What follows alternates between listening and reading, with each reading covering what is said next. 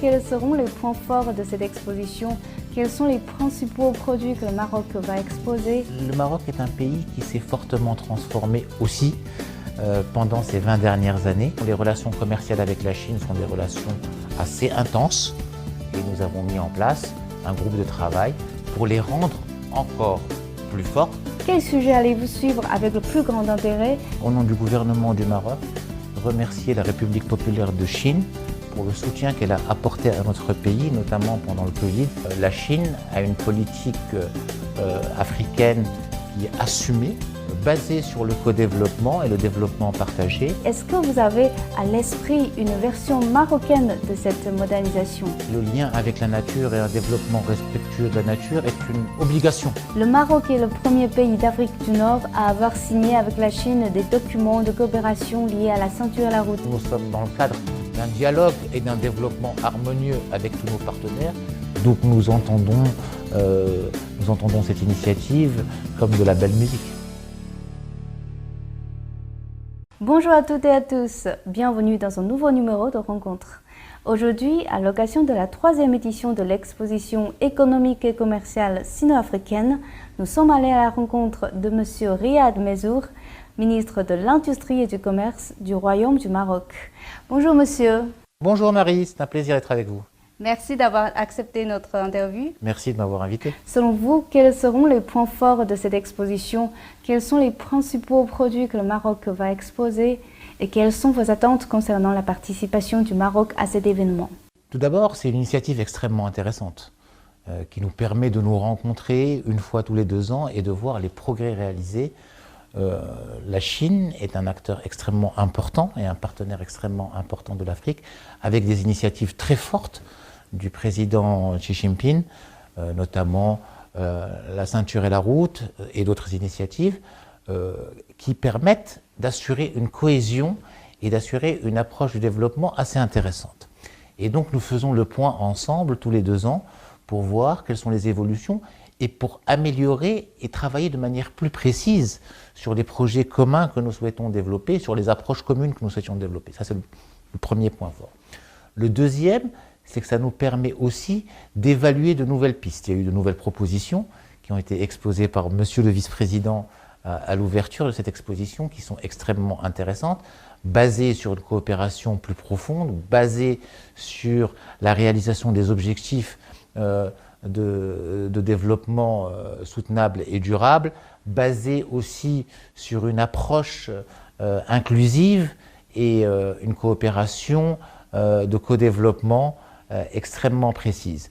Ce sont des idées et des approches que le Maroc opère depuis très très longtemps avec ses partenaires, et notamment sur le continent, et ce sont des idées et des approches que nous partageons et que nous souhaitons développer en commun pour une coopération sino-marocaine d'abord, mais ensuite pour une coopération tripartite entre la Chine et le Maroc en tant que tête de pont et en tant que pays qui a des avancées et des atouts assez intéressants, et aussi une politique continentale assez poussée pour développer en commun et assurer une action commune vis-à-vis d'autres pays africains. Est-ce que vous avez déjà passé au stand marocain? Vous savez, on a 2 stands.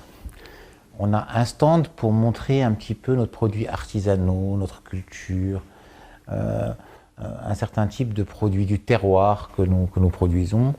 Et franchement, il est magnifique. Et on a un 2e stand qui est le stand de l'Agence marocaine du développement des investissements et des exportations. Là, nous montrons un peu quelles sont les opportunités que nous pouvons avoir au Maroc. Comme vous le savez, le Maroc est un pays qui s'est fortement transformé aussi pendant ces 20 dernières années. Et aujourd'hui, le premier produit qu'on exporte dans notre pays, ce sont des automobiles, des voitures. Et le 2e produit qu'on exporte le plus dans notre pays, ce sont des fertilisants. Le 3e produit qu'on exporte le plus dans notre pays, ce sont des habits. Le 4e produit qu'on exporte le plus, enfin le 3e, ce sont des aliments, que ce soit des aliments naturels ou des aliments transformés, des produits industrialisés. Et puis ensuite, ce sont des habits, et puis ensuite, ce sont des composants électroniques, et ensuite, ce sont des pièces d'avion. Donc c'était difficile d'amener des pièces d'avion et de les exposer ici au stand, ou des voitures et de les exposer ici au stand. Donc nous avons préféré faire quelques vidéos et montrer ce que nous avions à offrir. Et nous sommes sûrs que ces produits trouveront beaucoup de grâce et beaucoup d'écho aux yeux des consommateurs chinois. Je vais vous donner un exemple. Par exemple, la première voiture la plus vendue en Europe est fabriquée au Maroc, et la deuxième aussi. Et donc nous serions très heureux que ces voitures puissent connaître aussi le même succès sur le marché chinois. De nombreux forums sont organisés durant l'exposition, comme le forum Chine-Afrique sur le développement de la médecine et de la santé, le forum Chine-Afrique sur le développement et la coopération dans l'industrie des autobus, le forum Chine-Afrique sur l'interconnexion des infrastructures de haute qualité. Quel sujet allez-vous suivre avec le plus grand intérêt? Tous. Alors le forum sur la santé, je voulais d'abord, au nom du gouvernement du Maroc, remercier la République populaire de Chine pour le soutien qu'elle a apporté à notre pays, notamment pendant le Covid. Et nous sommes reconnaissants à l'aide et au soutien que la République populaire de Chine nous a apporté au Maroc et aussi au continent. Nous en sommes extrêmement reconnaissants. Deuxièmement, nous savons que la République populaire de Chine dispose de technologies et dispose d'un savoir-faire qui est extrêmement avancé et avec lequel nous souhaitons coopérer parce que l'enjeu de la santé est un enjeu mondial, d'autant plus qu'aujourd'hui, plus que jamais, nous ressentons le besoin d'assurer une offre de soins extrêmement importante et qu'au Maroc, sous la conduite de Sa Majesté le Roi, nous sommes d'abord en train de généraliser le système de couverture santé pour tous les citoyens et nous sommes en train de réformer le secteur de la santé, y compris dans la production de médicaments. Et nous comptons beaucoup sur une coopération encore plus poussée avec la Chine et avec les entreprises chinoises pour accélérer ce développement. Est-ce qu'il y a un forum qui vous a marqué? Il y a la partie sur les infrastructures et les énergies qui est extrêmement intéressante. Et comme vous le savez, le Maroc est l'un des endroits au monde où nous pouvons produire l'énergie renouvelable parmi les plus compétitives dans le monde. Et il y a pas mal d'opérateurs chinois qui sont intéressés pour nous accompagner dans ce développement. Nous avons aussi discuté avec beaucoup d'opérateurs sur la possibilité de travailler en commun pour accélérer les projets ou les ambitions que se sont fixés d'autres pays du continent et coopérer ensemble pour faire en sorte que ces projets s'accélèrent. Donc la thématique globale, les forums spécifiques sont extrêmement intéressants et nous permettront, j'en suis certain, de développer de beaux projets ensemble. Et comment envisagez-vous l'avenir de la coopération sino-africaine? L'avenir de la coopération sino-africaine est un avenir extrêmement intéressant. La Chine a une politique africaine qui est assumée, qui est basée sur le co-développement et le développement partagé, et qui est une politique que nous suivons avec beaucoup d'intérêt au niveau du Maroc. Et bien évidemment, dans le cadre de notre politique à l'intérieur du continent et d'une Afrique qui fait confiance à l'Afrique et avec le soutien de nos partenaires, dont la Chine est un partenaire important, je pense que nous pouvons accélérer notre développement. Cette année marque le 65e anniversaire de l'établissement des relations diplomatiques entre la Chine et le Maroc. Quel regard portez-vous sur la coopération économique et commerciale actuelle entre les deux pays? Bien évidemment, il faut d'abord insister que le Maroc a été indépendant en 1956 et a reconnu la République populaire de Chine dès 1958. Ça veut dire dans les premiers pas de la diplomatie de notre pays. Mais les relations entre nos deux pays remontent à très très longtemps dans l'histoire parce que nous sommes des pays millénaires avec des civilisations millénaires qui se connaissent et qui se rencontrent depuis très très longtemps et qui partagent un certain nombre de valeurs et de priorités. Les relations commerciales avec la Chine sont des relations assez intenses et nous avons mis en place un groupe de travail pour les rendre encore plus fortes et pour travailler à les rendre, à faciliter les mécanismes pour qu'il n'y ait de moins en moins d'obstacles à ces relations.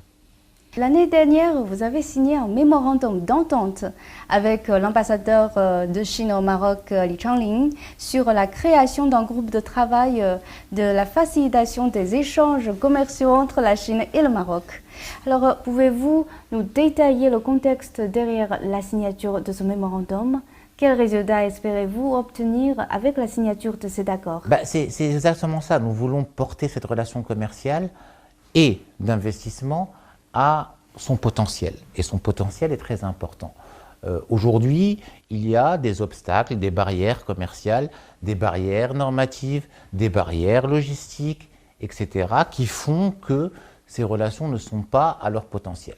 Alors l'objectif est de faire en sorte que nous travaillions dessus pour que nous synchronisions un certain nombre de choses pour que les exportations chinoises accèdent de manière un peu plus fluide au marché marocain, mais aussi et surtout parce que les relations commerciales sont pour l'instant en faveur de la Chine et assez déséquilibrées, pour que les exportations marocaines accèdent de manière plus fluide au marché chinois et pour pouvoir aussi faciliter l'acte d'investir chinois au Maroc et l'acte d'investir marocain en Chine. Il y a déjà des résultats obtenus dans ce mémorandum? Ah oui, clairement, il y a une accélération extrêmement importante, notamment au niveau du développement de projets d'investissement. Sur la partie véhicules électriques, c'est très visible et vous avez pu suivre certaines annonces qui sont extrêmement intéressantes, mais à d'autres niveaux aussi, nous travaillons sur les infrastructures et sur le développement d'autres projets. On ne peut pas trop en parler parce qu'on est en discussion et on est dans des phases aussi assez critiques de dimensionnement, de négociation, mais il y a une accélération assez intéressante au niveau des projets, oui. Et quel rôle joue ce genre de mémorandum et d'accord? Ce mémorandum permet d'institutionnaliser la façon de travailler.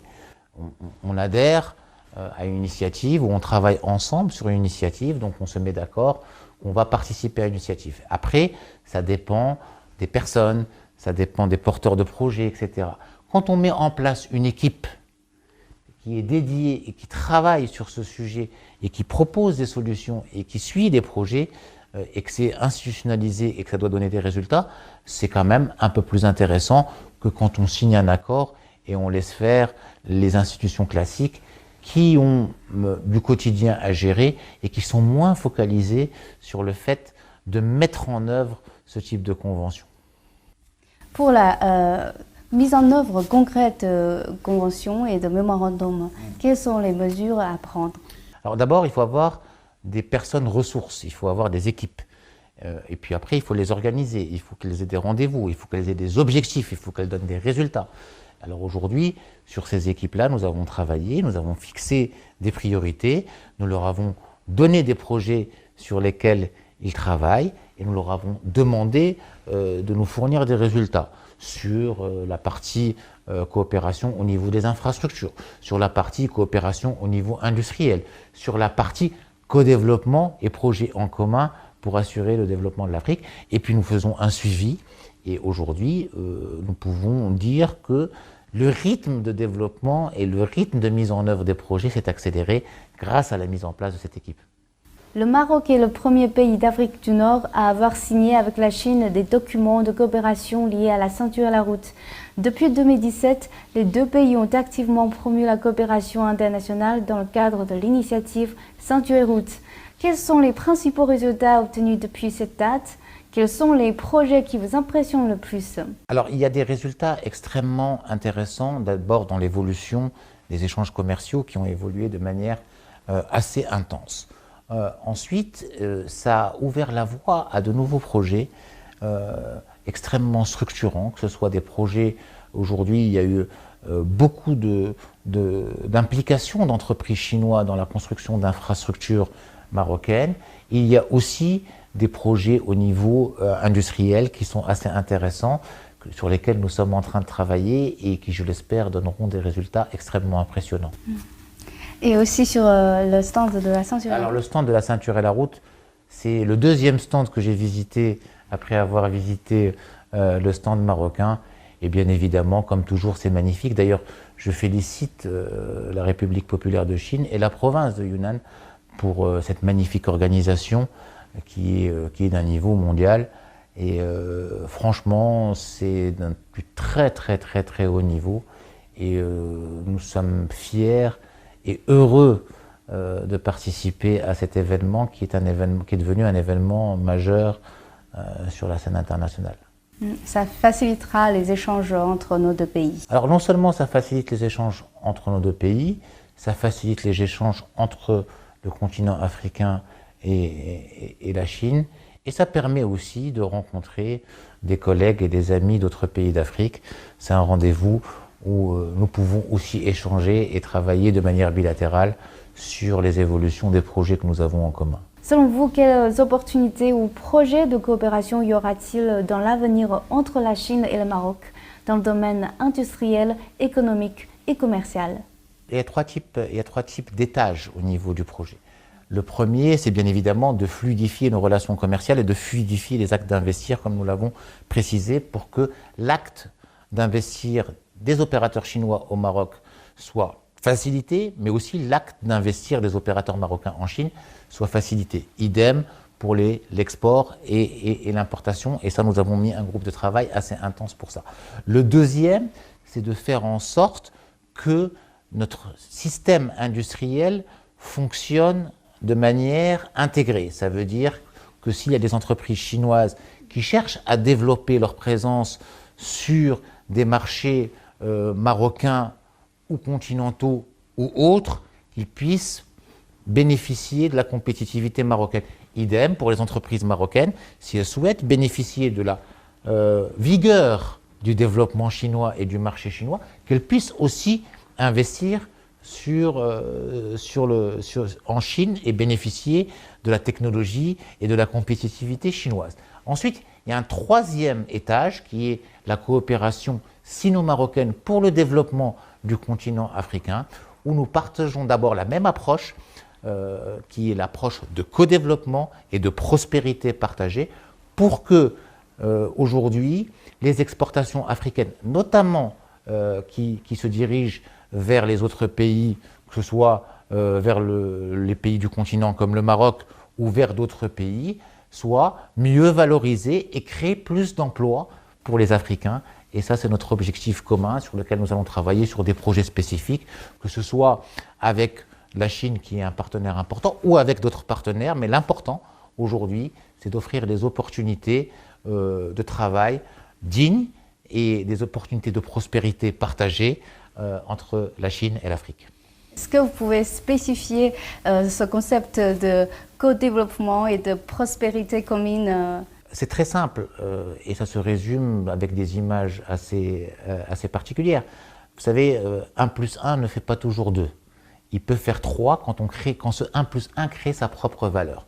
Aujourd'hui, si nous travaillons à faire en sorte, par exemple, qu'au lieu d'importer du coton ou au lieu d'importer du cuivre, nous mettions en place, par exemple, des usines dans des pays africains, nous allons avoir plus de jobs dans les pays africains et donc plus de consommation dans ces pays africains dans lesquels nous pourrons exporter aussi des produits chinois. Donc c'est gagnant-gagnant pour tout le monde et c'est ça la prospérité partagée et le co-développement.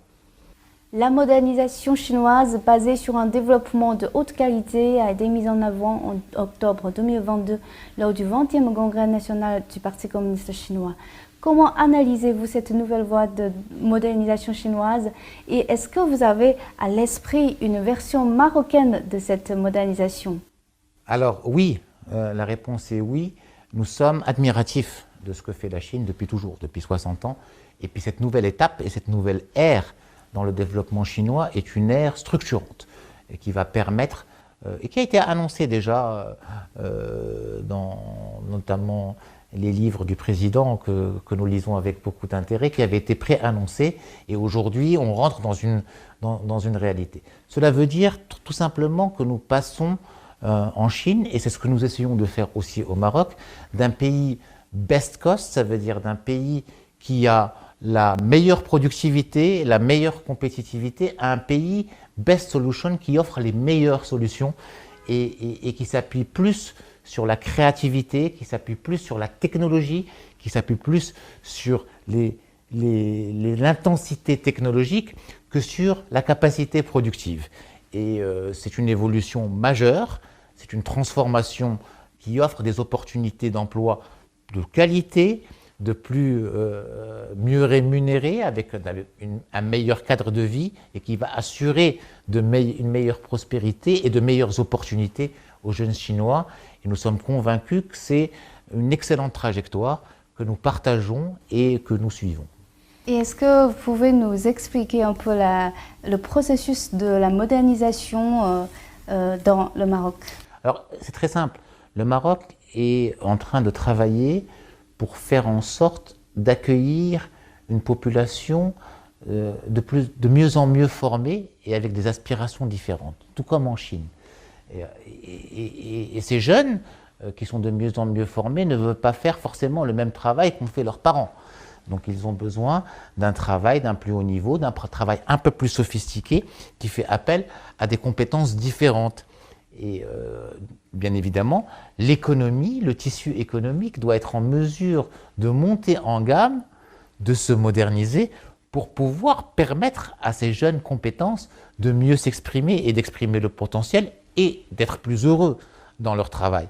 Et donc c'est exactement ce processus-là que vous avez démarré depuis un peu plus longtemps et que vous accélérez aujourd'hui en Chine et que nous démarrons aujourd'hui au Maroc. Le monde est actuellement confronté à des changements majeurs et à de nombreux défis jamais vus depuis un siècle. Face à cette situation, le président chinois Xi Jinping a présenté l'initiative pour le développement mondial qui préconise un développement inclusif centré sur les personnes, axé sur l'innovation et qui adhère au principe d'une coexistence harmonieuse entre l'homme et la nature. Quelle est votre opinion sur cette initiative? Et selon vous, quelle est la philosophie de développement dont le monde a besoin aujourd'hui? Vous savez, moi je viens d'un pays où on n'a pas beaucoup de ressources. On n'a pas d'énergie fossile, on n'a pas beaucoup d'eau. Et donc le lien avec la nature et un développement respectueux de la nature est une obligation. Ça n'est pas un choix. Et donc nous nous sommes engagés, et Sa Majesté le Roi Mohamed VI, que Dieu l'assiste, s'est engagé dans cette voie depuis le tout début, parce que nous n'avions pas d'autres possibilités en termes de développement. Donc nous sommes un pays qui adhère au développement durable, nous sommes bien évidemment dans le cadre d'une inclusion, nous sommes dans le cadre d'un dialogue et d'un développement harmonieux avec tous nos partenaires. Donc nous entendons cette initiative comme de la belle musique. Parlez de votre parcours en Chine, votre expérience en Chine. Alors c'est ma deuxième visite en Chine. J'étais venu il y a une quinzaine d'années, où à l'époque je travaillais dans le privé, pour un sommet sur le plomb, qui était à l'époque un élément constitutif des batteries des véhicules thermiques. Et j'ai vu un développement exceptionnel. Aujourd'hui, on sait que la Chine est un pays qui a d'une dynamique incroyable, qui a des compétences, qui est leader dans beaucoup de technologies et qui contribue à 30 à 40% de la croissance mondiale. Donc c'est un pays fort, c'est un pays qui a une dynamique extrêmement intéressante, qui a réussi à atteindre ce niveau de développement dans un temps très très court et qui est un modèle extrêmement intéressant à étudier et pour tirer les meilleures leçons, pour pouvoir bénéficier de cette expérience et mettre en œuvre ces leçons qui sont tirées de cette expérience pour accélérer le développement de notre pays. Est-ce que vous pouvez un peu parler de votre première et deuxième impression? Alors la première impression, il y a une quinzaine d'années, on voyait un pays en construction. Je me rappelle quand j'étais rentré dans Shanghai, il y avait des grues partout et on commençait à voir les prémices des tours qui étaient en train de monter. C'était extrêmement impressionnant. Mais on voyait aussi très visiblement un développement à deux vitesses. On voyait qu'il y avait une modernisation qui démarrait et on voyait qu'il y avait une partie de la population qui était encore en train d'essayer de rattraper. Il y avait une petite différence, on ne le voit plus du tout aujourd'hui. Donc en 15 ans, il y a eu une vraie transformation qu'on voit à vue d'œil, avec une émergence d'une classe moyenne assez importante. Et je vous félicite pour ça. Merci beaucoup, Monsieur le Ministre. Merci à vous.